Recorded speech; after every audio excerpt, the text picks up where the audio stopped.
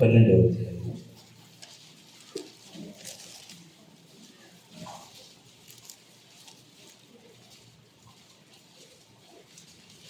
29వ వచనాన్ని మనం చదువుకుందాం.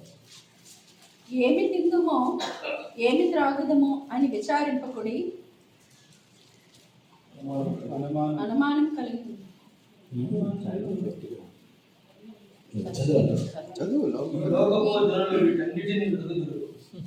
మీకు కావలసినవని మీ తండ్రికి తెలియదు.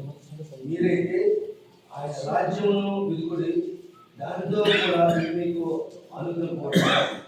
చిన్నమంగా భయపడుకుడి, మీకు రాజ్యము అనుగ్రహించకు మీ తండ్రికి ఇష్టమైనది. అంటే అక్కడ ఉన్న జనాలకి ఇష్టం ఉందో లేదో కానీ దేవునికి మాత్రము ఇష్టమైన ఒక విషయాన్ని ఇక్కడ రాస్తున్నారు. తండ్రి తన రాజ్యం ఇచ్చుటకు ఇష్టం కలిగి ఉన్నారు. దేవుడు మనకు రాజ్యం ఇవ్వాలని ఇష్టపడుతున్నాడు. మనం పుట్టినట్లో చూస్తే దేవుని రాజ్యము అని రాయబడింది. దేవుడు తన రాజ్యాన్ని, అక్కడ ఒక చిన్న మంద ఉంది, వారికి ఇవ్వాలని దేవుడు ఏం చేస్తున్నారు? ఇష్టపడుతున్నారు. అంటే ప్రభు దగ్గర ఉన్నది చాలా పెద్ద మంది అయినప్పటికీ దేవుడు ఒక చిన్న మందకు ధైర్యం ఇస్తున్నాడు. అదే సమయంలో రాజ్యం కూడా ఇస్తున్నాడు. అది ఇష్టం ఎవరికి ఉంది? దేవునికి ఉంది. ఇక్కడ దేవుని ఇష్టాన్ని మనం తెలుసుకోవాలి. ఫస్ట్ దేవునికి ఏది ఇష్టం, మనకి ఏది ఇవ్వాలని దేవుడు ఇష్టపడుతున్నాడు. మనం ఎన్నో ఇష్టపడతాం. లోకంలో అనేక విషయాన్ని మనం ఇష్టపడతాము, దాని గురించి ప్రార్థిస్తాము, వాటి గురించి మనం ఉపవాసం కూడా ఉంటాము, దాని గురించి విజ్ఞాపన కూడా చేస్తాం. అయితే మనం ఇష్టపడే విషయాల కోసము అది మనకు తెలుసు. కానీ దేవుడు మనకి ఏమి ఇవ్వాలని ఇష్టపడుతున్నాడు అనే విషయాన్ని మనం ఇప్పుడు తెలుసుకోవాలి. అప్పుడు ఆయన ఇష్ట ప్రకారంగా మనం ఏమి అడిగినను అది దేవుడు మనకు అనుగ్రహించు. ఇప్పుడు మనిషి తన ఇష్టం ప్రకారంగా వెళ్ళి తన ఇష్ట ప్రకారంగా అడిగి తన ఇష్ట ప్రకారంగా అన్ని నెరవేర్చుకుని ఒకవేళ దేవుని ఎదుట నిలబడితే దేవుడు ఆ వ్యక్తిని యాక్సెప్ట్ చేస్తాడా? ఆ వ్యక్తిని రిజెక్ట్ చేస్తాడా? అందరికీ వాక్యం తెలిసిన వాళ్ళే కాబట్టి కొద్దిగా నా లాంగ్వేజ్, నా భాష మీకు క్లియర్. దేవునికి స్తోత్రం. అంటే దేవుని ఇష్టాన్ని మనం ఎప్పుడైతే గ్రహించుకుంటామో, దేవుని చిత్తాన్ని మనం ఎప్పుడైతే నిజంగా మనం అర్థం చేసుకుంటామో, దేవుడు నాకు ఏమి ఇవ్వాలని అనుకుంటున్నాడు అనేది ఎవరైతే తెలుసుకుంటారో వారు ఇక తమ ఇష్టంలో జీవించడానికి ఇష్టపడరు. ఎందుకంటే ఆయన ఇష్టం జరగకుండా కొన్నిసార్లు నా ఇష్టమే అడ్డుగా రావచ్చు. అప్పుడు ప్రభువా నీ ఇష్టం కొద్దిగా ప్రక్కన పెట్టండి, నా ఇష్టం జరిగించండి అని ఒకవేళ నేను ప్రార్థిస్తే ఆ ప్రార్థన ఎవరికి ఇంకా సొంపుగా ఉంటుంది? దేవునికి ఉంటుందా? దుష్టుడికి. అది నాకు ఇష్టంగా ఉంటుంది, నా వెనకాల ఉన్న సాతాను, లోకస్తులకి, బంధువులకి, ఇరుగు పొరుగు వారికి, అందరికీ అది ఇష్టంగా ఉంటుంది. అంటే దేవుని ఇష్టాన్ని కొద్దిగా ప్రక్కన పెట్టి నా ఇష్ట ప్రకారంగా ప్రార్థిస్తే అది నాకు, అది సాతానికి, బంధువులకి, లోకస్తులకి, అందరికి ఇష్టమే. అది ఈ రోజులో దేవుని ఇష్టాన్ని నిజంగా మనం గ్రహించాలంటే మనం వాక్యం ద్వారానే గ్రహించగలం. ఈ వాక్య వెలుగులోనే ఆయన ఇష్టాన్ని మనం గ్రహించగలం. ఈ లోకంలో ఎవరు కూడా ఆయన ఇష్టాన్ని చెప్పలేరు. కానీ ఈ వాక్యమైన దేవుడే ఆయన ఇష్టాన్ని ఇక్కడ బయలుపరుస్తున్నారు. చిన్న మంద మీరు భయపడకండి, తండ్రి తన రాజ్యం ఇచ్చుటకు ఇష్టం కలిగి ఉన్నాడు. రాజ్యం ఇవ్వడము తండ్రి ఇష్టం. ఒకవేళ అది నీకు ఇష్టం లేకున్నా, నీ బంధువులకు ఇష్టం లేకున్నా, నీ ఇంటి వారికి ఇష్టం లేకున్నా, నీ పిల్లలకి ఇష్టం లేకున్నా, ఈ లోకంలో ఎవరికి ఇష్టం లేకున్నా తండ్రికి మాత్రం అది ఇవ్వడం ఇష్టం. అయితే తండ్రి ఇష్టపడేది ఇప్పుడు మనం పొందుకోవడానికి మన ప్రార్థన ప్రారంభించాలి. యేసు ప్రభు దగ్గరికి చాలా మంది వచ్చి గుంపు కూడుకున్నారు. అందరూ కూడా ఆయనను నలువైపులా అందరూ కూడా ఆయనను ముసుగుకున్నారు. కానీ వారి మధ్యలో ఒక జక్కయ్యని ఎందుకు పిలిచారు? జక్కయ్య యేసు ఇచ్చేవారి కోసం వచ్చారా? యేసయ్య కోసమే వచ్చారు. ఆయన లోపల ఉన్న ఇంటెన్షన్, అంటే ఆయన లోపల ఉన్న ఉద్దేశం, ఆయన లోపల ఉన్నటువంటి గురి యేసయ్యే. ఇంకా యేసయ్య నుంచి ఏదో ఆశించి, తనకి ఇష్టమైంది ఏదో ఆశించి, నేను యేసయ్య దగ్గరికి వెళ్తే నాకు ఇది దొరుకుతుంది అని ఆశించి వచ్చిన ఒక పెద్ద గుంపు ఆయన చుట్టూ ఉన్నారు. కానీ యేసయ్య ఒక్క వ్యక్తిని మాత్రం పేరు పెట్టి మరీ పిలిచి ఇంటికి వస్తానని చెప్తున్నారు. హల్లెలూయా. ఆయన ఇంటి నుంచి బయలుదేరేటప్పుడు ఎటువంటి గురితో బయలుదేరి చూడొచ్చు. ఒక పెద్ద మీటింగ్ జరుగుతుంది. యేసయ్య ఒక పెద్ద మీటింగ్, ఆయన రూపకనే నడుచుకుంటూ వెళ్తున్న పెద్ద మీటింగ్ జరిపించుకుంటూ పోతున్నారు. ఆయన ఎరుకో ప్రాంతం నుంచి వెళ్ళిపోతున్నా. జక్కయ్య యేసుప్రభుని చూడాలని వచ్చిన. ఆయన ఎవరు అసలు? ఆయన చూడాలి ఒకసారి. ఆయననే ఆయన గురి. ఇప్పుడు ఆయన చూడాలి. ఆయన ఎవరు నేను ఎదగాలి. ఎందుకంటే నన్ను ఎరిగి ఉండాలి అని దేవుడు కోరుకుంటాడు. ఎందుకంటే నా గొర్రెలు నన్ను ఎరుగును, వాటిని కూడా నేను ఎరుగుదును. ఆయన ఎవరు? ఆయన గురించి నేను చాలా వింటున్నాను. ఆయన గురించి నేను చాలా విని అలవాటు అయిపోయింది. కానీ ఒక్కసారి ఆయన ఎవరో నేను ఎదగాలి, ఒకసారి నేను చూస్తాను. మంచి గురి కలిగి వచ్చినటువంటి వ్యక్తి ఆయన. ఒకవేళ ఆయన యేసు ప్రభుకు ప్రార్థన చేసినట్టు ఏమైనా ఉందా? పక్క నుండి చాలా మంది ప్రార్థిస్తున్నారు, కానీ యేసు ప్రభు దగ్గర ప్రార్థన కూడా ఏం చేయలేదు. ఆయన కేవలం వెతుకుతున్నారు. సమరయ స్త్రీ కూడా మెస్సయ్య కోసము ఆశ కలిగి ఉంది. ఆ మెస్సయ్య వచ్చినప్పుడు సమస్తం మాకు తెలియజేస్తారు. ఆమె కూడా తను తానే బయలుపరుచుకున్నాడు. జక్కయ్య కూడా తను తానే బయలుపరుచుకున్నాడు. అంటే తన చుట్టూ ఉన్న వాళ్ళు అందరూ మా ఇంటికి రండి అని పిలిచినా కానీ ప్రభు ఇవ్వలేదు. కానీ జక్కయ్య దగ్గరికి నోరు తెచ్చి ప్రభువే చెప్తున్నారు, నేను ఇంటికి వస్తాను. నువ్వు పిలవని అవసరం లేదు, నువ్వు ఆహ్వానించిన అవసరమే లేదు. నీ మనసు నేను ఎదుగుతాను, నువ్వు నా కోసమే వచ్చావు. నా చుట్టుపక్కల ఉన్న వారంతా కూడా నా నుంచి ఏదో ఆశించి తమ ఇష్టం కోసం వచ్చిన వారు, కానీ నా కోసం వచ్చిన జక్కయ్య, నేను నీ కోసం వస్తాను. ఇప్పుడు జక్కయ్య ఇంటికి యేసయ్య వెళ్ళడానికి కారణం ఏంటిది? ఎవరి కోసం వచ్చింది జక్కయ్య? యేసయ్య కోసం. ఇప్పుడు యేసయ్య కూడా ఎవరి కోసం వెళ్తున్నాడు? జక్కయ్య కోసం. ఇప్పుడు ఈ చుట్టుపక్కల ఉన్న ఈ జన సమూహాలంతా ఇక మౌనంగా ఉంటారా? ఈ పాపిష్టుడైన జక్క ఇంటికి యేసయ్య పోతుందేంటి? ఇంకా సంగతి స్టార్ట్ అయింది. ఇంకా చుట్టుపక్కల నుంచి ఏం స్టార్ట్ అయింది అంటే ఇప్పటి వరకు ఏమో ఆరాధన చేశారు, కానీ జక్క ఇంటికి పోతే ఏం చేశారు? అప్పటి వరకు ఆరాధించిన వారు ఏమైపోయింది? వారు ఎర్ర శబ్దం దాటినప్పుడు ఆరాధించుకుని వెళ్ళారంట. మరో అనుభవం రాగానే ఇంకా సంఘం స్టార్ట్ చేశారు. మీరు అట్లా అయిపోయింది. యేసు ప్రభుని నిజంగా నువ్వు వెతికితే, ఆ సత్యాన్ని నువ్వు జీవితంలో గ్రహించడానికి అసలు ఏంటి అనేది నీ హృదయాన్ని తెలిస్తే, దేవుడు తప్పకుండా ఈ దినములలో ఈ మాటలన్నీ ఈ మీటింగ్ల ద్వారా నీకు అర్థమవుతాయి. ఎందుకనగా నిన్ను దేవుడు కొన్ని రోజుల కోసం నీతో మాట్లాడాడు. కొన్ని రోజులున్న ఈ తాత్కాలికమైన జీవితం కోసమైనా మాట్లాడడానికి రాలేదు. అలా మాట్లాడే ఎంతో మంది ఈ లోకంలో పుట్టారు, చెప్పారు, మరణించారు.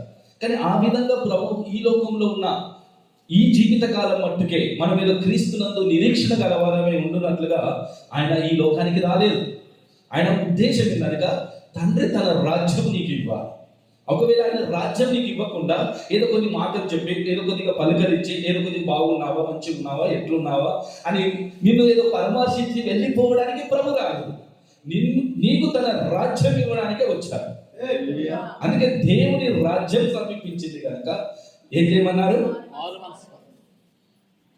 ఆల్రెడీ పాట ఉంది, భక్తి ఉంది, ప్రార్థన ఉంది, మందిరం ఉంది, యాజకులు ఉన్నారు, అందరూ ఉన్నారు. కానీ అక్కడ లేదు ఏంటిది? అంటే ఈ మారు మనస్సు దేనికోసం పొందాలి? అసలు మన మారు మనసే ఎందుకు పొందాలి? మన రాజ్యం మనలో ఉండడానికి మారు మనసు అవసరమా? అవసరమే లేదు. ఒక వ్యక్తికి మారు మనసు నిజానికి దేనికి కావాలి? నేను ఎందుకు మారు మనసు పొందాలి? ఆ మారు మనసు వెనుకాల ఉన్న ఉద్దేశం ఏమై ఉండాలి? అది మనం గ్రహించుకోవాలి. ఎందుకంటే తండ్రి అయితే తన రాజ్యం ఇచ్చుటకైతే ఇష్టపడుతున్నారు.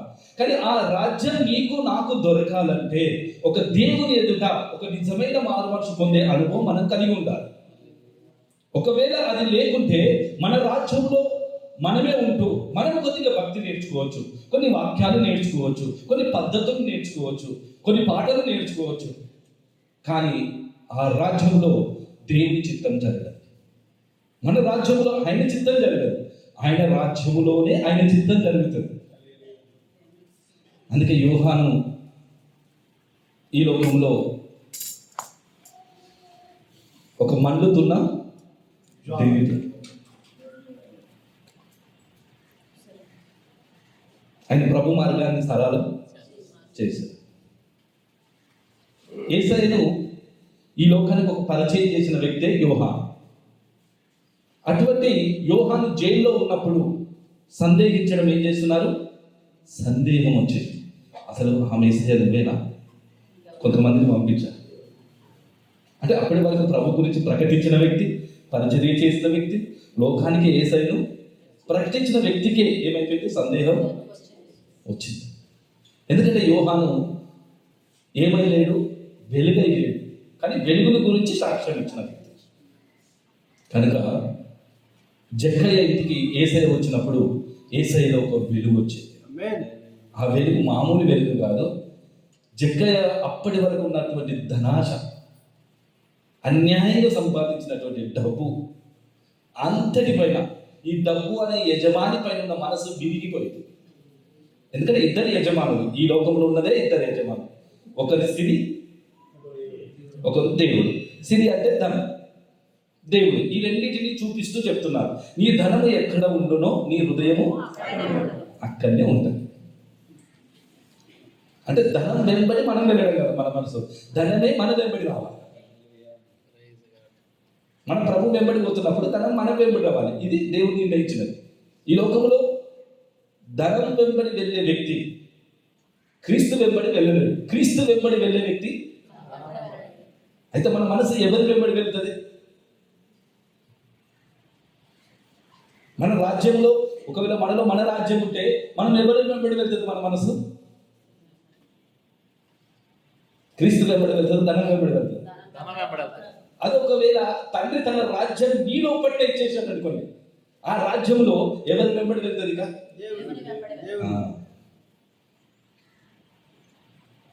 బిలాము మంచి ప్రసంగికుడే. బిలాము ఎవరి ప్రవక్త? యెహోవా. దేవుడు ఆల్రెడీ చెప్పినాడు, నువ్వు వెళ్ళొద్దని చెప్పారు. అయినా కానీ మళ్ళీ ప్రార్థిస్తున్నారు, ఎందుకంటే అక్కడ ఆశ చూపించినారు. ఆశ చూపిస్తే బిలాము ఏం చేస్తారు? మళ్ళీ ప్రార్థిస్తారు. ఫస్ట్ కన్ఫర్మేషన్ వచ్చింది, కానీ తను వెళ్తాను అన్న లెక్కలో వెళ్ళారు. కానీ దేవుడే అక్కడ విరోధం అయ్యారు. గాడిదని కొడుతున్నారు. గాడిదని కొట్టడం వల్ల తనకు జవాబు గాడిదతోనే ఇచ్చారు. జవాబు ఎక్కడి నుంచి ఇచ్చారు? నువ్వు కొన్ని పరిస్థితుల్లో నువ్వు ఎవరినైతే టార్గెట్ చేస్తావో వారి ద్వారానే దేవుడు నీకు టార్గెట్ చేస్తాడు, నీకు అర్థం చేపిస్తా. అంటే బిలాము ధనం కోసం వెళ్ళాడు. ఎందుకనగా ఆ బిలాము లోపల ఉన్నటువంటి మనస్తత్వం ఏంటంటే, దేవుని మాట ప్రజలకు ఇవ్వాలని కాదు, అక్కడికి వెళితే నాకు ధనం వస్తుంది. ఇటువంటి మనస్తత్వం ఉంటే నీకు మనుషులు కాదు, మనకి ఎవరు విరోధం అవుతారు? దేవుడే విరోధం అవుతారు. అదే సమయంలో ఎవరి ప్రవక్త? బైబిల్ ప్రవక్త కాదైనా, మన పేరేంటిది? ఆయన పేరు యెహోవా ప్రవక్త. కానీ ఆయన యజమాని ఎవరు? యెహోవానా ధనమా? మీకు వ్యత్యాసం తెలవాలని నేను ఈ మాట తీసుకొచ్చాను. మన మనసు ఎవరి వెంబడి వెళుతుంది అనేది చాలా ముఖ్యం. ఆయన రాజ్యం వెంబడి వెళ్ళాలని దేవుడు ఇష్టపడుతున్నాడు. ఆయన రాజ్యాన్ని, నీతిని మొదట మీరు వెతుకుని, మీకు ఏది అవసరమో అది మీ పరలోక తండ్రికి తెలియను. అన్య జనులు వీటన్నిటిని గురించి విచారిస్తారు. అవన్నీ కావాలని నీ పరలోక తండ్రికి మొదట తెలుసు. కానీ మన పని ఏంటంటే రాజ్యం వెతకాలి. ఇక్కడ వెతికి మనం పొందుకోవాలి మన అవసరతల్ని, మొక్కి కాదు. ఈ లోకంలో ఉన్న అనేకులు ఏం చేస్తారు? మొక్కి నాకు కావాలి, నాకు ఇది కావాలి, అది కావాలని వారి దేవుళ్ళకు, వారి దేవతలకి, వారి గురువులకి, వారి బాబాలకి అన్నిటికీ వారు మొక్కి ఏం చేసుకుంటారు? పొందుకుంటారు. యేసు ప్రభు కూడా ఈ లోక రాజ్య మహిమంతా చూపించి ఏమంటుంది? వెతుకంటుందా? నాకు సాగిలపడాలి, నాకు మొక్కాలి. అంటే మొక్కితే నీకు అందిస్తా. సాతానుకున్న ఉద్దేశం ఏంటిది? నాకు మొక్కాలి, నాకు మొక్కుతేనే నీకు ఇస్తా. కానీ యేసు ప్రభు ఏమంటుంటే, నీకు అవసరమైతే నేను ఇవ్వాలంటే ఒక షరతు, అదేంటంటే వెతికి పొందుకుంది. యేసు ప్రభు ఇచ్చినటువంటి ఆజ్ఞ ఏంటంటే, మొదట ఆయన రాజ్యమును, నీతిని వెతుకుని, మీకు అవసరమైతే నేను ఇస్తాను. సాతాను సిద్ధాంతం ఏంటి? మొక్కుతే నీకు ఇస్తాను. ఈ రెండింటిలో మనం ఏదో అనుకుంటాం. మొక్కైనా పొందుకోవాలి, లేదంటే వెతికైనా పొందుకోవాలి. సాతానే వెలుగుదూత వేషం వేసుకుని వచ్చి ఏమంటారు? మొక్కు నీకు దొరుకుతాయి. ఏసయ్యకే మొక్కు అంటారు, ఏసయ్యకే ప్రార్థన చేయాలంటారు. కానీ వెతుకుమన్నది ఎప్పుడు కానీ సాతాన సిద్ధాంతం ఏముండదు, వెతకడం గురించి ఉండదు, రాజ్యాన్ని వెతకడం గురించి ఉండదు. తన రాజ్యములో ఏమైనా కొన్ని జరగడానికి ఏసయ్యకే మొక్కు. ఏసయ్య మంచి దేవుడు, ఏసయ్య ప్రేమ కలిగిన దేవుడు, ఏసయ్య దయామయుడు, ఆయనకే మొక్కు. ఆయనకే మొక్కు కానీ ఆయన నుంచే పొందుకో కానీ ఆయన నామములోనే పొందుకో కానీ రాజ్యం మాత్రం నీదే ఉండాలి. లోపల ఎవరి రాజ్యం ఉండాలి? మన రాజ్యమే ఉండాలి. సాతాను ఏమంటారు? నీ రాజ్యములో ఉండి యేసయ్య నుంచి ఏమైనా పొందుకోవడానికి ఆయన పేరు తీసుకున్నా పర్వాలేదు అంటారు. మొక్కి పొందుకుంటే ఓకే అంటాడు సాతాను. కానీ ఆ రాజ్యం మారాలన్నప్పుడు సాతానికి ఇక కలవరం అవుతుంది. అరే నీ రాజ్యం మారితే ఎట్లా? నా సింహాసనమే కూలిపోతుందంట. ఎందుకంటే ఒక మనుషుని ద్వారా పాపము ద్వారా మరణాధికారి అయిన సాతాను మానవుని పైన ఏలుబడి చేస్తుంది. ఒకటే మనుషుని ద్వారా పాపం వచ్చింది, ఆ పాపాన్ని బట్టి మరణం వచ్చేసింది. అయితే ఆ ఒక్క మనుషుడే ఆదాము. ఆ ఆదాము నుంచి పుట్టినటువంటి వ్యక్తినే మనమందరం. ఇప్పుడు ఆదాములో నుంచి మనకు వచ్చిన గిఫ్ట్ ఏంటంటే మరణము, పాపము, సాతాను అధికారం. ఇవి 3 జన్మం నుంచే వచ్చాయి. నువ్వేదో పెద్ద నువ్వు పాపం చేసిన తర్వాత వచ్చిన అధికారం కాదు సాతాను. జన్మములో నుంచే ఆ బీజం మన లోపల పాప బీజంతో మనం పుట్టాము. అందుకే నా తల్లి గర్భంలోని పాపంలో నన్ను గర్భము ధరించినది. నా ఎడల శుద్ధ హృదయం కలుగజేయమని దావీదే ప్రార్థన చేస్తున్నారు. అంటే తనకు అర్థమైంది, రాజ్యం ఉంది, ధనం ఉంది, అన్నీ ఉంది, కానీ శుద్ధ హృదయం నాలో లేదు. హల్లెలూయా. ఈ దినాలలో ఒక్కొక్కరు మీరు గ్రహించుకోవాలి. తండ్రికి ఇష్టమైనది ఏంటంటే నీకు రాజ్యం ఇవ్వాలి. అయితే ఆ రాజ్యానికి అడ్డు ఇంకొక రాజ్యం నిలబడింది. అదే రాజ్యం ఎవరు కరెక్ట్ చెప్తారు? సిస్టర్స్ స్పీడ్ ఉన్నట్టున్నారు ఇక్కడ, బ్రదర్స్. దేవుడి రాజ్యానికి అడ్డు ఎవరి రాజ్యం? అయితే ఇప్పుడు దేవుడి రాజ్యంతో పోరాడదామా, మన రాజ్యంతో పోరాడదామా? ఎవరో ఒక రాజ్యంతో పోరాడాలి. ఇప్పుడు మన రాజ్యం ఏమంటది? ధనం వెంబడి వెళ్ళు. దేవుడి రాజ్యం ఏమంటది? దేవుడి వెంబడి వెళ్ళు, దేవుడి నీతి వెంబడి వెళ్ళు, దేవుడి పరిశుద్ధత వెంబడి వెళ్ళు, దేవుడి యథార్థత వెంబడి వెళ్ళు, దేవుడి స్వరూపంలో వెళ్ళు, దేవుడి కొరకు జీవించని దేవుడి రాజ్యం ప్రకటిస్తుంటది. మన రాజ్యం ఏం చెప్తుంది? ఏమి తిందుమా, ఏం తాగుమా, ఏమి ధరించుకుందుమా, ధనం వెంబడి వెళ్ళు, అక్కడికి వెళ్తుంది, ఇక్కడికి మొత్తం ఏం చేస్తుంది మన రాజ్యం? మనం తిప్పుతూ ఉంటది. అవునా కదా? అయితే ఇప్పుడు మనం ఎక్కువ దేవుని రాజ్యం కొరకు పోరాడుతున్నామా, మన రాజ్యం కొరకు మనం పోరాడుతున్నామా? అయితే మన రాజ్యంలో ఉంటూ మరి ఎవరి పేరు తీసుకుంటున్నాం? మళ్ళీ మన రాజ్యంలో ఉంటూ ఎవరికి ప్రార్థిస్తున్నాం? మన రాజ్యంలో ఉంటూ ఎవరిని సహాయం కోరుకుంటున్నాం? మరి దేవుడు ఒప్పుకుంటాడని? ఉన్నది నీ రాజ్యంలో, అడిగేది నన్నా. దేవుడు అంగీకరిస్తాడు. ప్రభు నా రాజ్యంలోనే ఉంటూ నీకోసం ఎంతైనా సేవ చేస్తా, నా రాజ్యంలో నుంచి నేను ఎంతైనా పాట పాడతా, ఎంతైనా ప్రసంగిస్తాను. కానీ మొట్టమొదట దేవుడు అంటారు నిన్ను ఉపేక్షించుకో. ప్రభు ఏమంటారు? నీలో ఉన్న నీ రాజ్యాన్ని ఏం చేసుకో అంటే విడిచిపెట్టుకో. అమ్మ అర్థమవుతుందా? మన రాజ్యముని విడిచిపెట్టుకోవాలా, మన రాజ్యముని మనం కొనసాగించుకోవాలి. ఇప్పటి నుంచి కాలం సంపూర్ణమైంది. ఈ గ్రామం పేరేంటి? చామలపల్లిలో నీ జీవితంలో ఉన్న నీ రాజ్యం ఇంకా సంపూర్ణమైపోయింది. ఇంకా ఇప్పుడు దేవుడి రాజ్యం రావాలి. హల్లెలూయా. ఎందుకంటే తండ్రి అది నీకు ఇవ్వడానికి ఈ ప్రాంతానికి వచ్చారు. అదే అది ఇష్టం ఉంది, నీకు ఇష్టం లేకపోవచ్చు, కానీ ఈ రోజున ఇక్కడ నుంచి దేవుని పరిశుద్ధాత్మ ఈ రోజు నీకు స్పష్టంగా ఒక మాట నీకు తెలియజేయడానికి నిలబడ్డాడు. తండ్రి తన రాజ్యం ఇచ్చడానికి ఇష్టం కలిగి ఉన్నారు. ఎవరి హృదయాలైతే దేవుడు తెరవబోతున్నాడో ఈ దినములో, ఈ 2 రోజుల మీటింగ్లలో వాళ్ళు తన రాజ్యాన్ని దేవుడు తప్పకుండా స్థాపిస్తాడు. హల్లెలూయా. ఆ రాజుల కాలములలో దేవుడు ఒక యోజన చేసినాడు. పైనుంచి ఏ చేతి సహాయం లేని రాయి అది దిగి వచ్చి ఆ ప్రతిమ పైన పడినది. హల్లెలూయా. ఆ రాయే యేసుక్రీస్తు. ఏ చేతి సహాయం లేదు. ఆయనే దిగి వచ్చినాడు. ఆయనే దిగి వచ్చినాడు. యేసయ్య జక్కయ్య ఇంటికి ఎలా వచ్చినారు? జక్కయ్య నువ్వేమన్నా పిలిచావా? నువ్వేమన్నా ప్రార్థించావా? లేదు. ఆయన హృదయాన్ని దేవుడు నాకు నేనే వస్తున్నా. జక్కయ్య దగ్గరికి తనకు తానే వచ్చేసినాడు. తన హృదయంలో ఉన్న ఆ ధనం అనే యజమానిని మొత్తం కూలగొట్టేసినాడు. తన రాజ్యాన్ని కూలగొట్టేసినాడు. ఈరోజున నీలోపడికి నాలోపడికి యేసయ్య వస్తే మన రాజ్యాన్ని ఉంచుతాడా? కూలగొడతాడు. ఎంతమంది యేసయ్య వచ్చాడు? ఈరోజు నీ రాజ్యం నడవదు. ఇంకా ఈ రోజు నుంచి నీ రాజ్యం సమాప్తం కావాలి. యేసు రాజ్యం నీలో ప్రారంభం కావాలి. అదే దేవుని రాజ్యం. అందుకే దేవుని రాజ్యంలో నీతిని మొదట వెతుకుడి. ఇప్పుడు దేవుని రాజ్యము పరలోకంలో ఉంది. కానీ యేసు ప్రభు తన శిష్యులకు ప్రార్థన నేర్పించినప్పుడు ఒక ప్రార్థన నేర్పించినారు. నీ రాజ్యము వచ్చునుగాక, నీ చిత్తము నెరవేరి పరలోకంలో ఏ విధంగా అయితే నెరవేర్చబడుతుందో భూమి అందులో నెరవేర్చబడునుగాక. ఫస్ట్ ఏం రావాలని ప్రార్థించాలి? చిత్తం కొరకు కాదు, రాజ్యం. తర్వాత చిత్తం తర్వాతది. కానీ ఫస్ట్ మనకి ఏం రావాలి? మన రాజ్యంలో ఆయన చిత్తాన్ని జరిగించమంటే దేవుడు ఎన్నడూ కూడా దానికి ఒప్పుకోడు. ఎందుకంటే నీ రాజ్యంలో ఆ చిత్తం జరిగించడానికి వస్తే నువ్వేం చేస్తావు? వెళ్ళగొడతావు.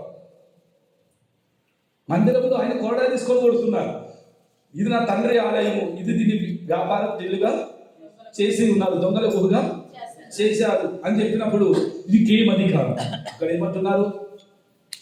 నీకేం అధికారం ఉంది? ఇక్కడ అంత అధికారం మాదే, మా మందిరంలో మా అధికారం. కానీ యేసయ్యేమో ఇది తండ్రి మందిరం. అక్కడ పోరాడుతుంది ఎవరి మందిరం అని? ఇది నా తండ్రి ఆలయం, మీరు దాన్ని దొంగల గుహగా చేశారని అక్కడ ప్రభు పోరాడుతుంటే మీరేమని పోరాడుతున్నారు? ఇది మా అధికారం, ఇది మా రాజ్యం, మా ఇష్టం. ప్రభుకు స్థలం ఉందా? ధర్మశాస్త్రంగా బైబిల్ చదువుతున్నారు కదా, ధర్మశాస్త్రంగా యెషయా గ్రంథం కూడా చదివారు కదా, ధర్మశాస్త్రంగా అన్ని కార్యక్రమాలు నడుస్తున్నాయి కదా. కానీ అందులో రాజ్యం ఎవరిది? ఇప్పుడు ఈ మందిరంలో ఎవరి రాజ్యం అండి? అనగా దేవుని ఆలయం. ఈ ఆలయంలో ఎవరి రాజ్యం నడవాలి? మరి దేవుడు కూడా తీసుకొని కూడా ఒప్పుకుంటావా? నీవు కొద్దిగా కష్టమవుతుంది, అవునా? ప్రభు కొట్టకు కొద్దిగా ఆశీర్వదించు. ప్రభు అవును, మా మందిరాన్ని ఇంకా ఆశీర్వదించాలి. పరలోక ఆశీర్వాదాలన్నీ మా మందిరంలో నింపబడాలి. ఆశీర్వాద ప్రార్థన తక్కువ ఉంటుందండి. ప్రార్థన చేసి చేసి చేసి చేసి ఇంకా ఆశీర్వాదాలతో మందిరం నింపబడుతుంది. కానీ దేవుని అధికారంతో ఆ మందిరము నింపబడదు. కానీ మన ప్రార్థన ఇప్పటి నుంచి ఎలా ఉండాలి? ఆశీర్వాదం నీవు దొరకడితే గొప్ప ఆశీర్వాదం. ఇంకా నీకంటే ఆశీర్వాదం ఏం లేదు ఈ లోకంలో. హల్లెలూయా.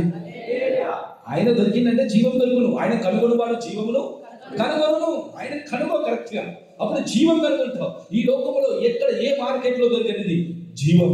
ఏ మార్కెట్లో, ఏ సంస్థలో కానీ, ఏ కొట్టులో కానీ, ఏ వ్యాపారి కానీ ఇవ్వలేనిదే జీవం. ఆ జీవమే క్రీస్తు. ఈ రోజున జక్కయ్యకు దొరికినారు. హల్లెలూయా. జక్కయ్యకు ఇప్పుడు ధనం విడిచిపెడుతుంటే కష్టంగా విడిచిపెడుతున్నాడా, ఇష్టంగా విడిచిపెడుతున్నాడా? జక్కయ్యకు ధనం కంటే విలువైంది ఏం దొరికిందని విడిచిపెడుతున్నాడు? ధనం మీద మనసు ఎందుకు విడిచిపెట్టగలిగిందంటే ఆ ధనము కంటే ఒక విలువైన వ్యక్తి తన్ను తానే జక్కయ్యకు బయలుపరుచుకున్నాడు. ఈ రోజున ధనం ఎక్కడుంటే మనసు కూడా హృదయం అన్నిటికంటే దాన్ని గ్రహింపగలిగిన వాడు ఎవరు? ఈ రోజున మనం గ్రహించాలి. ఆ యేసయ్య వస్తే ఆ గ్రహింపిస్తాడు. మన హృదయం మనం ఎక్కడ మోసగిస్తుంది, మన హృదయం ఎక్కడ తప్పుదారి పట్టిస్తుంది అనేది దేవుడు ఆ గ్రహింపు శక్తి మన లోపటైనా ఇస్తారు. ఇప్పుడు జక్కయ్యకి అర్థమైపోయింది, కేవలం యేసు ప్రభు ఇంటికి వస్తే చాలు. ఆయన ఇంటికి వస్తే చాలు. హృదయం మార్చే శక్తి యేసయ్యకే ఉంది. ఆ హృదయంలో ఎదిగిన దేవుడే నీ హృదయాన్ని మార్చగలడు. ఒక నూతన హృదయం జక్కయ్యకు కలిగిపోయింది. ఎందుకంటే జక్కయ్య, నువ్వు నన్ను వెతికినావు కదా, నువ్వు నా కోసమే వచ్చినావు కదా, నేను కూడా నీ కోసమే వచ్చిన. ఇద్దరి ఇంటెన్షన్ కరెక్ట్ ఉంది. జక్కయ్య యేసయ్య కోసం వచ్చారు, యేసయ్య ఇప్పుడు యేసయ్య జక్కయ్య మారాడా, జక్కయ్య యేసయ్యగా మారాడా? మనం ఏమనుకుంటాం? కొద్దిగా నాలా ఆలోచించు ప్రభా, నాలా కొద్దిగా ఆలోచించు ప్రభా, నా పరిస్థితి ప్రకారంగా నువ్వు కొద్దిగా ఆలోచించు ప్రభువా, కొద్దిగా మారు ప్రభువా అని ప్రార్థిస్తే మారేవాడా? ఆయన మార్పు లేని దేవుడు, ఆయన స్వభావానికి విరుద్ధంగా ఏమీ చేయని వాడు ఆయన. అటువంటి గొప్ప దేవుడు ఆయన. హల్లెలూయా.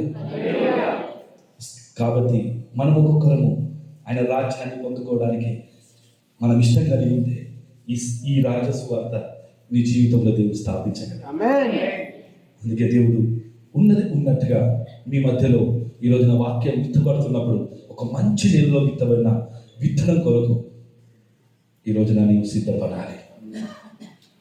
వాక్యంలో ఇంకా మనం చూస్తే దేవుని రాజ్యం మీ యొద్ద నుంచి తీసివేయబడి ఫలమిచ్చే జనులకు ఇయ్యబడును. అంటే ఆల్రెడీ మందిరం ఉంది, భక్తి ఉంది, అన్నీ ఉంది. వాళ్ళు అధికారం ఇంకా దేవునికి ఇయ్యని కారణాన్ని బట్టి ప్రభు అన్నారు, మీ యొద్ద నుంచి ఈ రాజ్యాన్ని తీసివేయబడి ఫలమిచ్చే జనులకు ఇప్పుడు ఇవ్వబడుతుంది.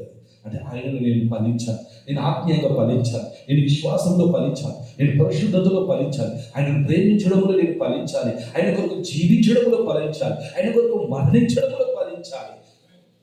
హల్లెలూయా.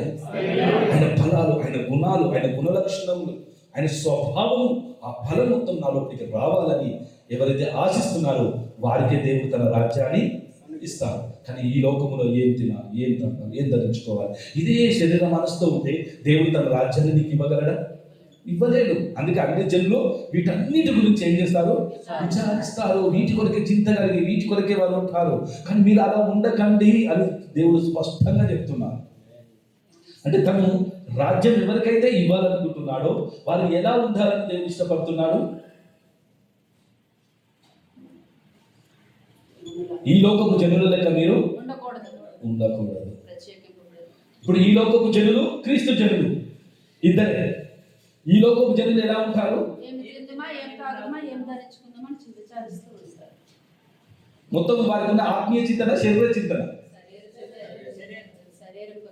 ఈ లోకపు జనులకు ఉన్న చింత ఏంటి? శరీర చింత.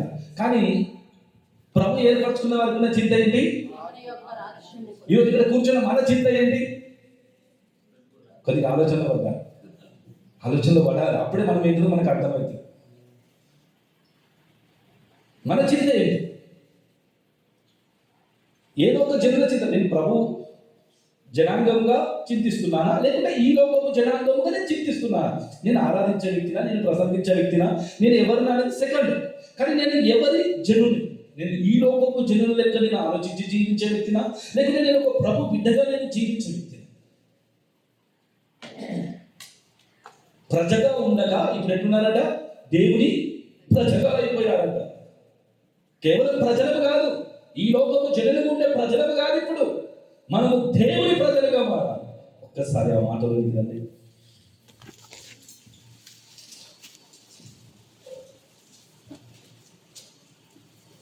ఒకప్పుడు ప్రజగా ఉండక ఇప్పుడు దేవుని ప్రజ అయిపోయి.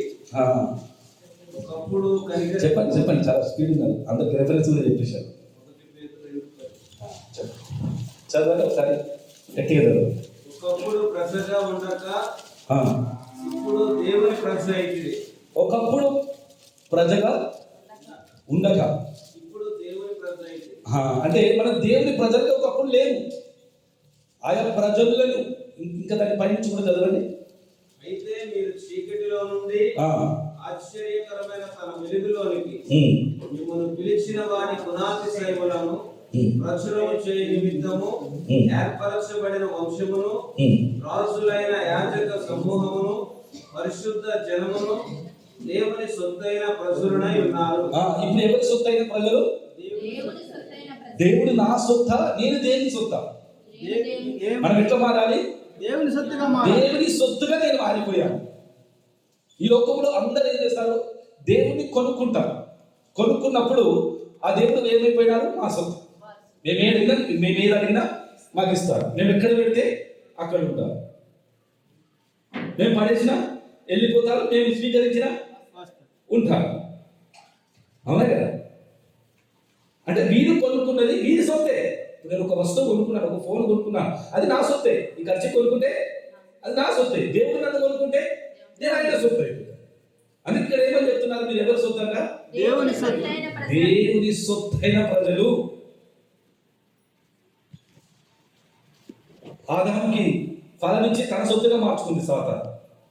లోకము పాపం ఇచ్చి, లోకము ఆచారాలు ఇచ్చి మొత్తం వారి సొత్తుగా మారిపోయింది. కానీ ఇప్పుడు మనం దేవుని సొత్తుగా మార్చబడాలి. ఇంకా మనం ప్రకటన గ్రంథంలోని కూడా రండి, అక్కడ కూడా మనం చూద్దాం.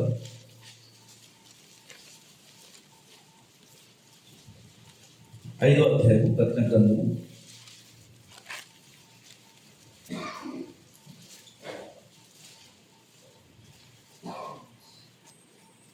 దాని యొక్క 9వ వచనాన్ని చదువుతాము. ఆ పెద్దల్లో నీవు ఆ గ్రంథం తీసుకొని దాని ముద్రలిప్పుడుకు యోగులు నీ వదిలిపడిన వాడవై నీ రక్తమిచ్చి ప్రతి వంశంలోను ఆయా భాషలు మాట్లాడేవారిని లోను ప్రతి ప్రజల్లోను ప్రతి జనములోను దేవుని కొరకు మనసులు కొని మా దేవునికి వారిని ఒక రాజ్యముగాను యాజకులను చేసుకుని కనుక వారి భూలోకం ముందు ఏలుదని కొత్త పాట పాడేదురు. 10వ వచనం ఒకసారి చదవండి. అదే ఆ పెద్దలు ప్రతి వంశములోను ఆ, ఆయా భాషలు మాట్లాడే వారిలోను ఆ, ప్రతి ప్రజలోను ప్రతి ప్రజ, ప్రతి జనములు, ప్రతి జనం. జనములు దేవుని కొరకు మనుషులను కొని ఎవరిని కొనుక్కుంటున్నాడు? మనుషులు మనుషులు కొన్న దేవుడు ఉన్నారు. ఇప్పుడు అక్కడ అది ఇది చెప్పడం కాదు. ఇప్పుడు మనుషుడు ఏం చేస్తున్నారు? దేవుని కొనుక్కున్నది మనకు తెలుసు. కానీ ఇక్కడ దేవుడే మనుషుని ఏం చేసుకుంటున్నారు? కొనుక్కుంటున్నాడు. ఎక్కడి నుంచి కొనుక్కుంటున్నాడు? ప్రతి వంశములోను, ప్రతి ప్రజలోను, ప్రతి భాషలోను, ప్రతి వంశంలో నుంచి దేవుడు మనల్ని కొనుక్కుంటున్నాడు. అంటే దేవుని చేత కొనబడిన వారు. మా దేవునికి వారిని ఒక రాజ్యముగాను ఆ, యాజకులుగాను ఆ, చేసితివి ఆ. కొనుక్కొని. ప్రతి ప్రజలోను. ఈ ప్రజలు ఏమని ఆలోచిస్తారు? ఈ లోకపు జనులు, ప్రజలు అంటే ఎవరు? జనులు. ఈ లోకపు జనులు ఏమని ఆలోచిస్తారు? ఏం తినాలి, ఈ శరీర చింతలో ఉంటాం, అవునా? కానీ ప్రభు కొనుక్కున్నవారు, ప్రభు చేత కొనబడిన వారు, దేవుని సొత్తైన వారు, దేవుని యాజకులుగా మార్చబడిన వారు, దేవునికి ఒక రాజ్యముగా యాజకులుగా మారిన వారు ఇప్పుడు ఏ చింత కలిగి ఉంటారు? ఈ లోకపు జనుల చింతన, ప్రభు చింతన, ప్రభు రాజ్యం చింతన, ప్రభు నీతి చింతన, ఇవన్నీ కలిగి ఉంటారు. ఒకవేళ ఇది నేను కలిగి లేను అంటే ఇప్పుడు నేను ఎక్కడ సంబంధించిన వాడను? ఈ లోకపు జనులు.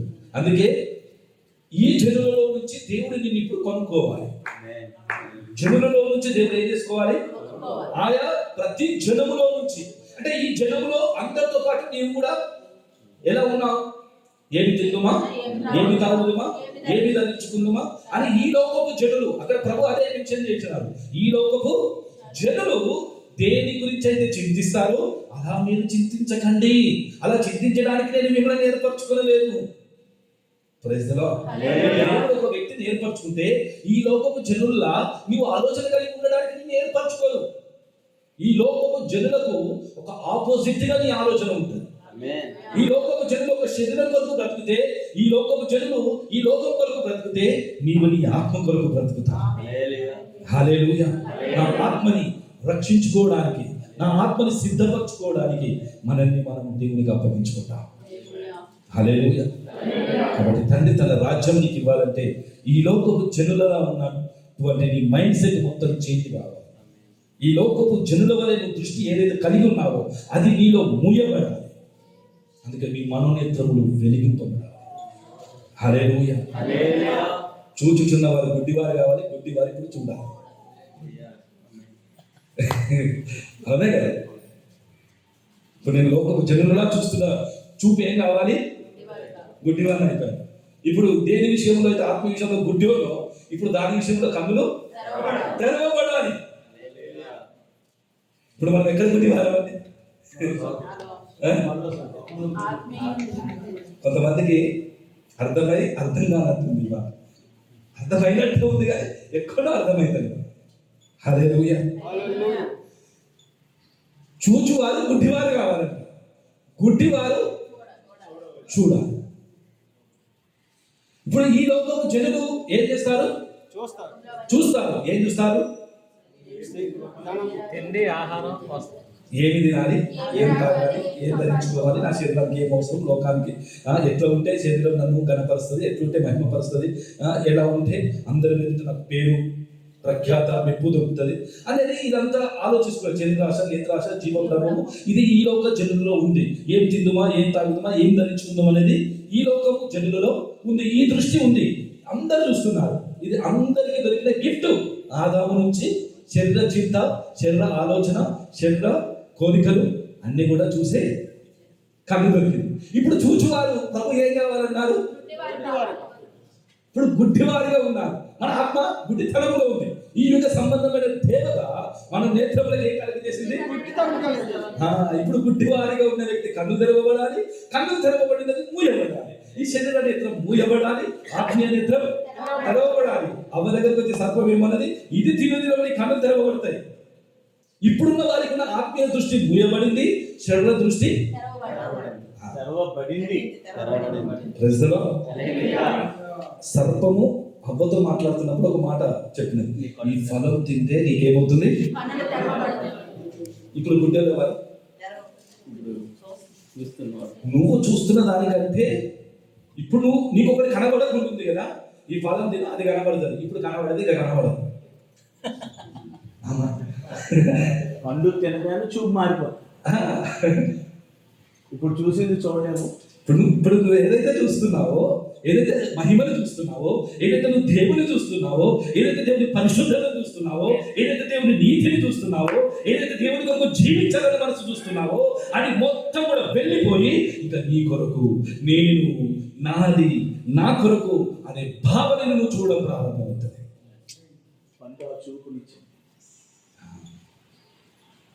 సర్పం కూడా చెప్పిన మాట చాలా స్పష్టంగా గ్రహిస్తే జరిగింది. సర్పము అవ్వని ఎట్లా కుయుక్తి చేత మోసం. ఆ సాతానిక కుయుక్తి ఏంటంటే దేవుని ఇచ్చిన ఆజ్ఞను అతిక్రమింపజేయడం. ఆ ఫలం పెద్ద విషయం కాదు. ఆ ఫలం తినొద్దు అన్నటువంటి ఆజ్ఞ పెద్ద విషయం. ఆజ్ఞ అతిక్రమమే పాపం. ఒకవేళ దేవుడు ఆ ఫలం తినొద్దు అనే ఆజ్ఞ ఇవ్వలేదు అనుకోండి, ఒకవేళ ఆ ఫలం తింటే ఏమవుతుంది? ఆజ్ఞ లేదు కదా, ఆజ్ఞ ఏం లేదు. ఆజ్ఞ ఫలాలు లేక ఆ ఫలం కూడా తినేస్తే ఏం కాకపోతుండే. కానీ అన్ని తినగాలి, ఒకటి తినదు ఆజ్ఞ పెట్టేసి. ఆ ఆజ్ఞను బట్టి ఇప్పుడు వాళ్ళు అందులో నిలబడి ఉండాలి. అది దేవుడు కోరుకుంటున్నాడు.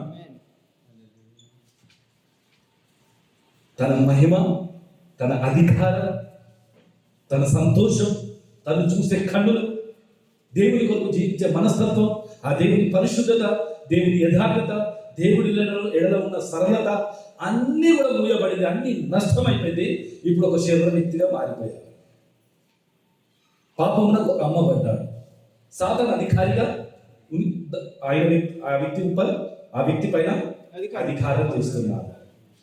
ఇప్పుడు మనం అర్థం చేసుకోవాలి, ఇప్పుడు చూసే కన్ను ఏదుందో అది ఇప్పుడు ఏం చేయబడాలి? మూయబడాలి. ఇప్పుడు ఏ కన్ను తెరవబడాలి? ఆదాము పాపాన్ని బట్టి ఏ కన్ను అయితే మనోనేత్రము, ఏదైతే ఆత్మీయ దృష్టి, ఏదైతే ఆత్మీయ విషయం మూయబడిందో అది ఇప్పుడు తెరవబడింది. అందుకే పౌలు గారు ఏమంటారు? మా బాహ్య పురుషుడు కృషించినము, మా అంతరంగ పురుషుడు దినదినము నూతనపరచబడుచున్నారు. ఇప్పుడు మేము దృశ్యమైనవి చూడక. చాలా మంది పాస్టర్స్ ఉన్నారు కాబట్టి మంచిగా గ్రహించారు. మీరు చూసే కన్నును బట్టి మీ సంఘం ఉంటుంది. కన్ను చెడినదైతే సంఘం అంతా చెడిపోతుంది. హల్లెలూయా. ఇజ్రాయెల్కు గురువు ఎవరు? నికోదేము. కానీ ఆ వ్యక్తికే ప్రభావం కొత్త జన్మ పొందాలి. ఇక్కడ దేవుని రాజ్యం చూడలేము. నువ్వు ప్రవేశించిన తర్వాత చూచుడు కూడా కాదు, జన్మించాలి. ఎవరు చూడగలరండి? పాట పాడేవాళ్ళ, ప్రసంగించేవాళ్ళ? రెండు మాట. ప్రవేశించాలంటే ఫస్ట్ చూడాలి.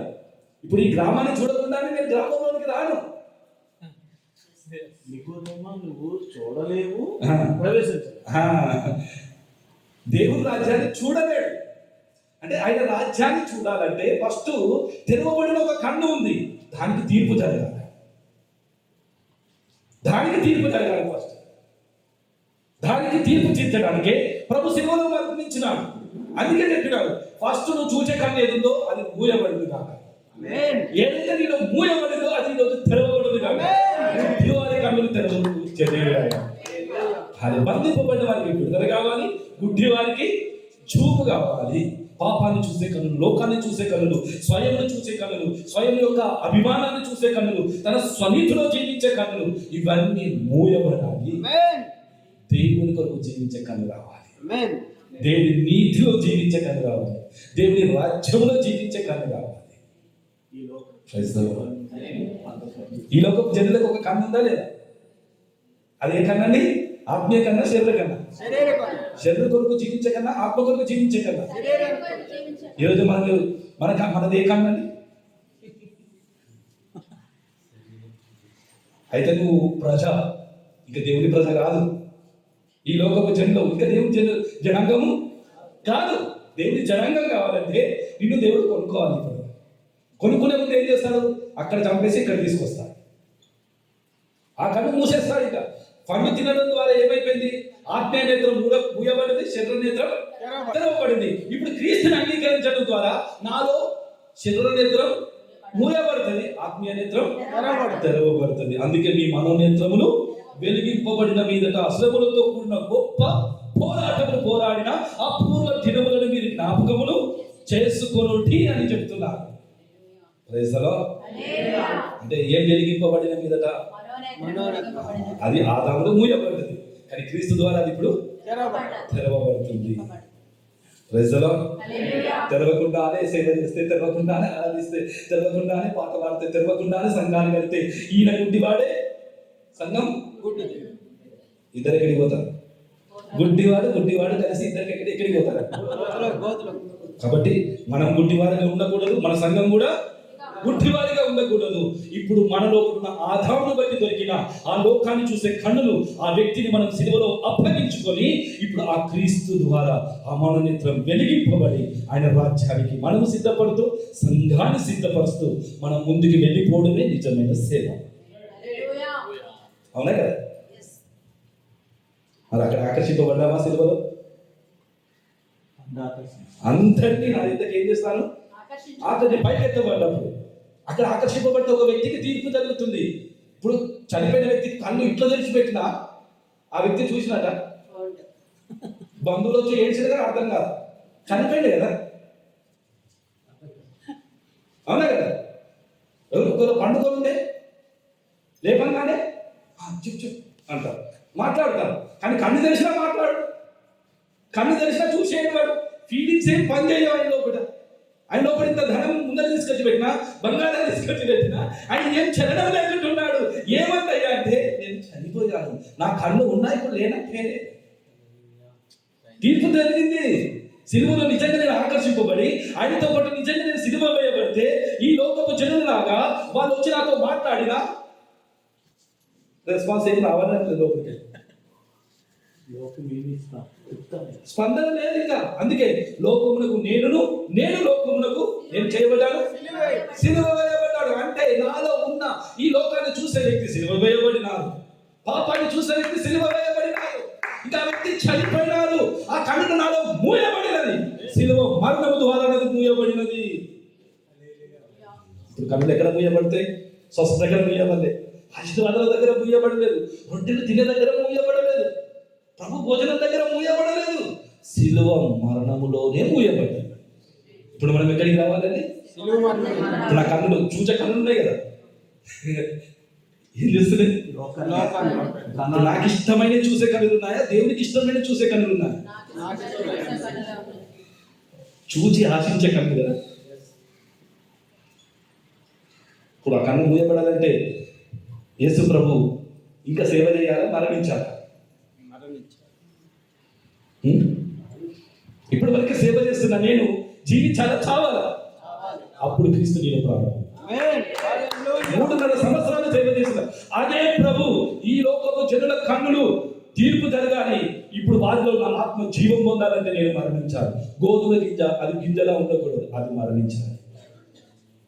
ఆయనతో పాటుగా మనం కూడా సిలువలో వేయబడితే ఇంకా నేను ఈ లోకాన్ని చూసే వ్యక్తి నాకు చనిపోయారండి, పాపాన్ని చూసే వ్యక్తి చనిపోయారు, ఈ లోక పద్ధతుల వెంబడి వెళ్ళే వ్యక్తి చనిపోయారు, ఈ లోకముని చూసి ఆశించే కన్నులు కలిగిన వ్యక్తి నాలో చనిపోయినారు. ఇప్పుడు నాలో ఒక మనోనేత్రం వెలిగింపబడింది. ఇప్పుడు నేను దృశ్యమైనవి కాకుండా అదృశ్యమైనవి నిదానించి చూస్తున్నాను. ఆ నిదానించి చూస్తున్నది ఏదో కాదు, ఆయన యొక్క మహిమ, ఆయన స్వరూపం. ఆ మహిమ ఎదుట ఇప్పటి కాలం శ్రమలు ఎన్న తగ్గినవి కావు. ఇది రాజ్య అనుభవం, ఇది రాజ్యం. ఇది మన అనుభవం ఏంటి? ఏమి తిందుమా, ఏమి తాగుదుమా? ఇప్పుడు ఏ రాజ్యంలో ఉన్నాం? ఇప్పుడు మన రాజ్యాన్ని ఇంకా ఇలానే కొనసాగిద్దామా? ఈరోజు సిలువలో యేసు ప్రభు ఏ విధంగా అయితే సమస్తము సమాప్తం చేశాడు, మనం సమాప్తం చేద్దామా? ఎంతమందికి సమాప్తం చేయాలనుంది? ఇంకా నా రాజ్యాన్ని ఈ రోజు నుంచి నేను సమాప్తం చేయగలుగుతున్నా. ఈ నిర్ణయం, ఈ తీర్మానం, ఈ విశ్వాసం ఎంతమంది కలిగి ఉండడానికి ఇక్కడ ఇష్టపడుతున్నారు? అటువంటి వారి హృదయంలో దేవుడు తన రాజ్యాన్ని స్థాపించడానికి సిద్ధంగా ఉన్నాడు. కాలం యొక్క సంపూర్ణమైనది. ఇప్పుడు దేవుడి రాజ్యం ఈ గ్రామంలో ప్రకటింపబడుతున్నది. ఆ దేవుడు తన రాజ్యం నుంచి ఇష్టం కలిగి ఉన్నాడు. మిమ్మల్ని ఎంతో ప్రేమిస్తున్నారు. ఒక చిన్న మందిగా ఈ చిన్న చర్చిలో మీరు కూడుకొని ఉన్న మీ మధ్యలో దేవుడు తన రాజ్యాన్ని మీరు స్థాపింపబోతున్నాడు. హల్లెలూయా. యేసయ్యని పిలిస్తే రాడు, ఆయనకైనా నీ లోపలికి వస్తాడు. పిలిస్తే రాడు, ఆయనకైనా వస్తాడు. నీ హృదయాన్ని ఎరిగిన దేవుడు, నీ మనస్తత్వాన్ని ఎరిగిన దేవుడు. ఈ వ్యక్తి నన్నే వెతుకుతున్న వ్యక్తి, ఈ వ్యక్తి నా కోసమే ఆశ కలిగిన వ్యక్తి, నిరాశ వచ్చినా కానీ చెట్టెక్కి మరీ నన్ను చూస్తున్న వ్యక్తి, విడిచిపెట్టలేదు నన్ను చూడడంలో, నన్ను వెతకడంలో ఆయన వెనుక తిరగలేదు. అటువంటి వ్యక్తి వెంబడి దేవుడు వెళ్తున్నారు. అందరు ఏమైనా సనుక్కోనివ్వండి, ఎన్నైనా మీరు వారి పక్క నుంచి ఏమేమని అనుకోనివ్వండి, ఆయన ఏమీ పట్టించుకుంటలేదు. యేసయ్య వచ్చిన ఆనందంలో ఎవరి తిట్లు కూడా ఆయన లోపల పనిచేస్తారు, ఎవరి సరుకులు కూడా ఆయన లోపల పనిచేస్తారు. ఆయన కూడా క్రీస్తు ఆనందం పెరిగిపోయిందండి. హల్లెలూయా. ఎవరింటికి వెళ్ళని యేసయ్య నా ఇంటికి వస్తుంది, మరి నేను పిలువక ముందే వస్తుంది. ఇదే విచిత్రంగా ఉంది. ఆయన తట్టుకోలేకపోతున్నా సంతోషం. నేను కేవలం చూడడానికి వచ్చాను, నువ్వు కూడా ఈ ఇంటికి చూడడానికి వచ్చావు, కానీ ఈ రోజు చూసిపోవడానికి కాదు. యేసయ్యని ఇంటికి రావడానికి ఇష్టపడుతున్నాడు. హల్లెలూయా. నీకు ఇష్టం ఉందా? ప్రభు నువ్వు నాకు కావాలి, నేను నీ కోసం వచ్చాను. ఏదో నీ నుంచి దొరుకుతుంది కాదు, నీవే ఎవరు నేను ఇది ఎరగాల. ఆయన ఎప్పుడైతే కనుగొన్నాడో ఆయన జీవమును కనుగొన్నాడు. ఆ యేసయ్య ఇంటికి వచ్చినప్పుడు తన హృదయంలో కదలికలు స్టార్ట్ అయింది. ఆ మోసకరమైన హృదయంలో కదలికలు స్టార్ట్ అయిపోయింది. ఆ లోపల రాజ్యం కదలడం స్టార్ట్ అయిపోయింది. తన లోపల ధనమన యజమాని సింహాసనం వేసుకొని కూర్చుకున్నటువంటి ఆ యజమాని లోపల కూలిపోయినాడు. ఇప్పుడు ప్రభువా, ఈ అన్యాయపు జీవితం, ఈ అన్యాయపు వ్యక్తి ఈ రోజున నేను విడిచిపెట్టుకొని ఈ రోజున ప్రభు నీ కొరకే జీవించాను. తన నిజమైన మారుమనసు పొందితే నేను ఇంటికి రక్షణ వచ్చినది. ప్రభు వస్తే రక్షణ అండి, ప్రభు ఇస్తే రక్షణ కాదు. చాలా మంది రక్షణ అంటే ఏమనుకుంటారు? ప్రభు ఏమని ఇస్తే మేము కూడా రక్షణ పొందాం, ఆయనకి ఇష్టం లేకుండా మాకు ఇస్తాడా? ఆయన మేము ఇంత ప్రార్థన చేస్తే మాకు ఇచ్చాడు కాబట్టి మాకు రక్షణ దొరికింది. మేము అడిగిందల్లా యేసయ్య ఇస్తున్నాడు కాబట్టి మాకు రక్షణ దొరికింది, మాకు ఆశీర్వాదం దొరికింది కాబట్టి రక్షణ దొరికింది, స్వస్థత దొరికింది కాబట్టి మేము అనుకున్న పని జరిగింది కాబట్టి మాకు రక్షణ దొరికింది. అంటే ఇప్పుడు ఈ గుంపుకంతా రక్షణ దొరికిందా? జక్కయ్యకి రక్షణ దొరికిందా? మరి గుంపుకంతా రక్షణ దొరికితే యేసయ్య పోతే పాపిష్టులైన జక్కయ్య ఇంటికి ఎందుకు వచ్చింది? అంటే వీరు మారి నమ్మారు, కానీ ప్రభువే మార్చుకొని తన సొత్తుగా మార్చుకున్నారు. మన స్వనీతితో మనం మారడానికి ప్రయత్నించకు, కేవలం ఆయనను ఆహ్వానించడానికి ప్రయత్నించు చాలు. ఆయన వస్తే అన్ని మారిపోతుంది. నువ్వు పరిశుద్ధం అయిన తర్వాత ప్రభు రాడు, ప్రభు వచ్చేదే పరిశుద్ధపరచడానికి. అదే కానీ మధ్యాకాశం పాపిగా వెళ్ళాం, పరిశుద్ధిగా వెళ్ళాం. ప్రభు ఈ లోకానికి వచ్చింది పాపి కోసం, కానీ మధ్యాకాశానికి వస్తుంది పరిశుద్ధుల కోసం. వ్యత్యాసం గమనించాలి, లేదంటే మనం మోసపోయే అవకాశం ఉంటుంది. మొత్తం నేను అది వదిలిపెట్టిన తర్వాత ఇది వదిలిపెట్టిన తర్వాత ప్రభు నా లోపలికి వస్తాను. నువ్వు ఏం వదిలిపెట్టకు, ప్రభు ఇవన్నీ నేను నాలో ఉన్నాయి, ప్రభు నీ వచ్చి నన్ను మార్చు. నువ్వు మార్చగల శక్తి నీ దగ్గర ఉంది. నేను మంచి చేయాలనుకుంటున్నా కానీ చేయలేకపోతున్నా, ఇది నా దౌర్భాగ్య స్థితి. ఈ స్థితిలో ఒప్పుకొచ్చాను. అప్పుడు క్రీస్తు యేసునందున వారు ఏ శిక్ష విధి లేదు. అప్పటి వరకు ఏడ్చిన పౌలు గారు 8వ అధ్యాయంలో జవాబు ఇచ్చేసిన దేవుడు ధర్మశాస్త్ర క్రియములుగా నీతిమంతుడిగా మారడు. ధర్మశాస్త్రం దేనినైతే చెయ్యజాలకపోయేనో దానిని దేవుడు చేశాను. ఆ క్రీస్తు నీ లోపల సమస్తం చేస్తారు. మోషకు దర్శనమిస్తున్నప్పుడు ఆ స్థలం పరిశుద్ధమన్నారు. ఆ చెట్టును బట్టి పరిశుద్ధమైందా? ఆ చెట్టులోనికి ప్రభు వచ్చిన దాన్ని బట్టి పరిశుద్ధమైందా? చెట్టులోనికి ప్రభు వచ్చిన దాన్ని ఇప్పుడు నీ లోపలికి ఆయన వస్తేనే నువ్వు పరిశుద్ధమని పిలువబడతావు. ఆయన బయట పెట్టి నాలో కూడా నేనే ఉండి నేను బయట కొన్ని పరిశుద్ధ క్రియలు చేస్తే నేను పరిశుద్ధిని కాలేను. అది స్వనీతి అయితే. అందుకే ఎవరు పరిశుద్ధులనగా వేరు పరిశుద్ధమైతే కొమ్మలు కూడా ఆ వేరు ఎవరై ఉండాలి? నేనా క్రీస్తా? క్రీస్తు వేరై ఉండాలి నా లోపల. ఆ వేరుని బట్టి బ్రతికే కొమ్మలు. నన్ను బట్టి కాదు, నా రాజ్యాన్ని బట్టి కాదు, నా ఉద్దేశాన్ని బట్టి కాదు, నా ప్రణాళికను బట్టి కాదు, నా చిత్తాన్ని బట్టి కాదు. ఆ నేను అనే వేరుని తీసివేసి క్రీస్తుని వేరుగా కలిగి ఉన్న జీవితం కావాలి. ఆయన మంచి ద్రాక్షవల్లి, నేను అందులో ఉన్న తీగలు. ద్రాక్షవల్లి వేరు, తీగ ఇది. ఇప్పుడు సారం ఎక్కడి నుంచి రావాలి? తీగలో నుంచి వేరులోనికి వెళ్ళాలా? వేరులో నుంచి తీగలోనికి రావాలి. అది మనమే కోరుకుంటాం. నా రాజ్యంలోనికి నువ్వురా ప్రభా, నువ్వురా ప్రభా. ఈరోజు రాజ్యంలోనికి వచ్చి పెయింటింగ్ వేయడానికి కాదు, నా రాజ్యం కూలగొట్టు ప్రభా అని ప్రార్థన చేయాలి. Praise the lord. పునాది లేని ఇల్లు ఉందనుకోండి, మంచి పెయింటింగ్ వేసిన, మంచి సుందరంగా చేసినా కానీ ఆ పెయింటింగ్ వేసే వ్యక్తికి ఏమనిపిస్తుంది? పునాది లేకుండా పెయింటింగ్ వేసిన ఏం లాభం? కిటికీలు పెట్టే వ్యక్తికి ఏమనిపిస్తుంది? ఏ సైడ్ కూడా ఏమనిపిస్తుంది? ఈ వ్యక్తికి నేను ఆశీర్వాదం ఇచ్చిన ఏం లాభం? ఈయన రాజ్యంలోనే ఉన్నాడు కదా. ఈ వ్యక్తికి స్వస్థత ఇచ్చిన ఏం లాభం? ఈయన రాజ్యంలోనే ఉన్నాడు కదా. ఈ వ్యక్తి సేవ చేసిన ఏం లాభం? ఈయన రాజ్యంలోనే ఉన్నాడు కదా. ఈ వ్యక్తి ప్రసంగించిన ఏం లాభం? ఈయన రాజ్యంలోనే ఉన్నాడు కదా అని యేసయ్య బాధపడుతుంది ఈ రోజున.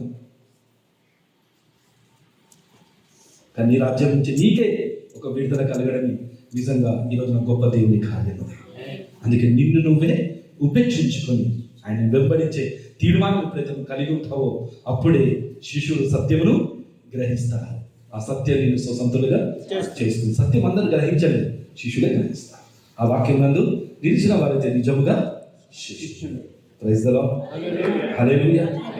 ఈ రోజు నుంచి ఆయన రాజ్యం నాకు ఏడానికి ఆయన ఇష్టపడుతున్నారు. ఆ రాజ్యాన్ని పొందడానికి నేనెంత ఇష్టపడుతున్నాను, నేనెంత తపన కలిగి ఉన్నాను, నేనెంత దాహం కలిగి ఉన్నాను, అది ఈ రోజున మనం క్వశ్చన్ వేసుకోవాలి, మనం ఆలోచించుకోవాలి. ఇప్పుడు గుడ్డివారిగా ఉందామా? కన్నులు తెరవబడదాం. దేవుని విషయంలో గుడ్డివారిగా, దేవుని విషయంలో గుడ్డివారిగా ఉన్నాం. మన విషయంలో కన్నులు. ఇప్పుడు మన విషయంలో ఏం కావాలి? గుడ్డివారి కావాలి. దేవుని విషయంలో కన్నులు తెరవబడాలి. ఎంతమంది సిద్ధం? సాధించడానికి సిద్ధమేనా? ఈ మనస్తత్వం ఉంటే ఇప్పుడు పరిశుద్ధాత్మ నీ హృదయంలో కావాలి. అరండి మనం ప్రార్థిస్తాం.